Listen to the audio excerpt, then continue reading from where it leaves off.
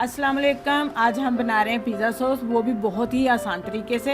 अगर आपको pizza dough की रेसिपी चाहिए तो वो आपको नीचे डिस्क्रिप्शन में मिल जाएगी। तो चलिए सॉस बनाना शुरू करते हैं। पैन में डालेंगे सबसे पहले घी 2 टेबलस्पून,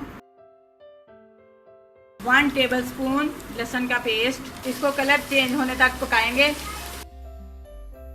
कलर चेंज हो चुका है, इसमें डालेंगे टमाटर की प्यूरी। आधा किलो हमने टमाटर लिए थे, उनको हमने ग्राइंड कर लिया है अच्छे से।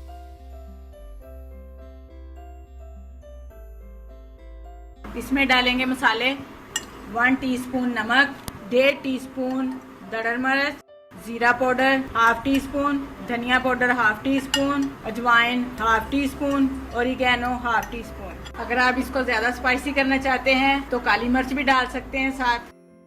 3 टेबलस्पून डालेंगे केचप। अब इसको पानी खुश्क होने तक पका लेंगे।